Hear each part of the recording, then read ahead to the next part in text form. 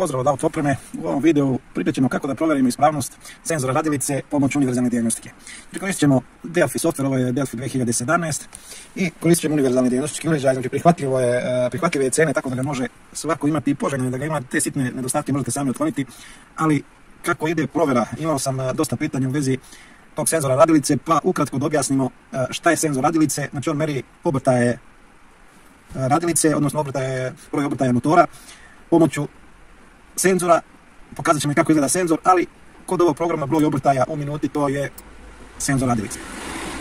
I znači moramo imati podatke kad merimo, kad testiramo taj senzor, moramo imati podatak koliko je trenutno broja obrtaja da bi uopšte dobili napajanje na dizne od računara i došlo do startovanja motora. Ako nemamo, znači ako je došlo do ispravnosti senzora radilice, došlo je do prekida u instalacijama do samog senzora, znači u kablu, došlo je do prekida u kablu ili do kratkog spoja, uopšte neće moći da dođe do startovanja motora, jer sam motor ne zna koji cilindar je u gornjoj tački, koji je u donjoj, kad treba ubrizgati gorivo, znači jednostavno ne zna i neće dati signal prema diznama i on će samo verblati. To ćemo sad i pokazati, ali evo prvo prebacit ćemo ovdje, znači evo da pokažemo u softveru, samo ajde da prekinemo za čas.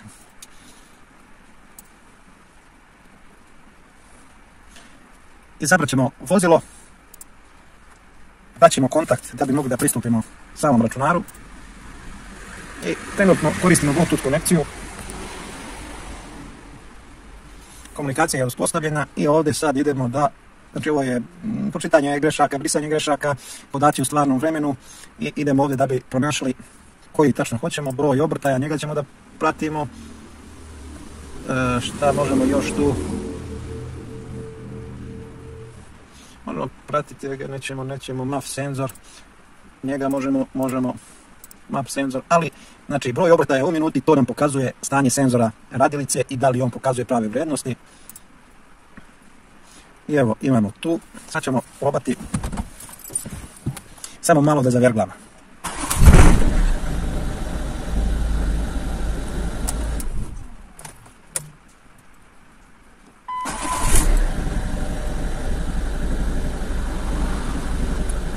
Znači vidimo da nam odmah pokazuje i malo verglanje.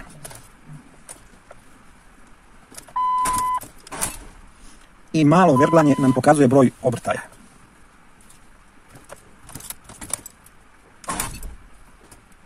Sad ćemo da startujemo.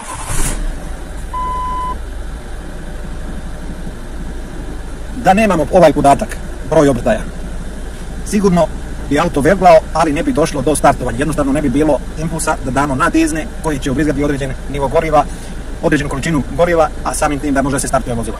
Povećanjem broja obrtaja, evo možemo ovdje pratiti, drugo je, znači to je količina vazduha koja ulazi, MAF senzor ili protokomer, znači oni moraju da se podudaraju.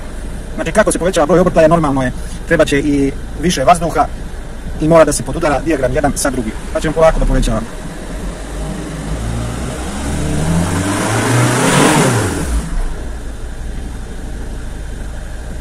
Sad ćemo da prekinemo senzor radilice, znači skinut ću konektor sa senzora radilice, pa ćemo da vidimo šta se dešava. Znači skidam kontakt sa senzora radilice i gledat ćemo da će doći do startovanja i kako će se pokazivati broj obrtaja u ovom softveru. I uz pomoć ove dijagnostike imat ćete link ispod, možete je naručiti, imate i cene koje su. Evo da dođemo do senzora radilice.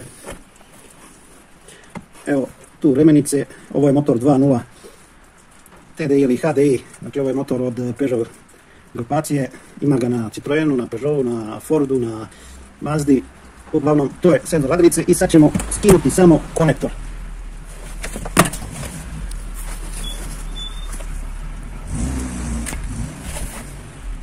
Otključili smo konektor i da vidimo šta se dešava sa motorom, da li će da startuje. Vidimo nije dat kontakt, piše vozilo to ne podržava. Evo, sad dobijamo 0, vidimo da smo izbacili iz brzine i probat ćemo sad da startujemo.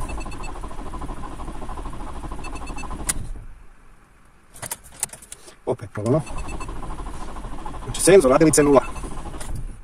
Često se desi da glavni računar ne zapamti grešku, dođe do prekida u napajanju senzora i jednostavno staje vozilo, računar nije stigao da zabeleži grešku, da se ponovi više puta. I mi u greškama kad iščitamo grešku na ovaj ovdje deo, uopšte ne vidimo da je problem sa senzorom radilice. Ali kad prebacimo da čitamo broj obrtaja, znači dešava se ovo, pokušavamo da startujemo vozilo, ali senzor radilice ne okreće. Sad dolazi do okretanja radilice. Znači on bi morao da pokaže, barem ono kao malo pre što smo kratko zavjerili, morao bi da pokaže da je ispravan, barem neki broj obrtaja. Nemamo broj obrtaja, jednostavno računar nema podatak da kada treba ubrizgati gorivo i neće poslati napon na dizne. Kod vozila, benzinaca, neće poslati napajanje na pumpu goriva i neće se čuti pumpa goriva. Veoma bitan podatak. To je ukratko način provere ovoga senzora. Sad idemo da vratimo onaj konektor pa da opet testiramo senzor.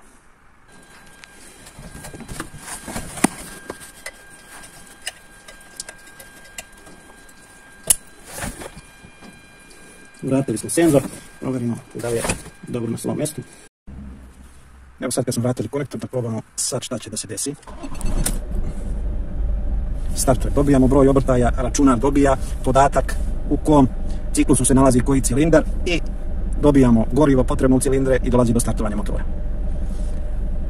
Pokušat ću kroz neke naredne videe isto na ovaj način da odgovorim na pitanja, ne stižem da odgovorim na pitanja, na neka odgovorim na neka jednostavno i nema dovoljno podataka da bi mogao odgovoriti, da bih mogao nešto pomoći, pa ću pokušati kroz ovakve video sadržaje da vam pojasnim kako sami da utvrdite neispravnost. Pozdrav od Auto opreme, evo ga još jednom univerzalni dijagnostički uređaj, imate link u opisu videa, vidimo se u narednom videu.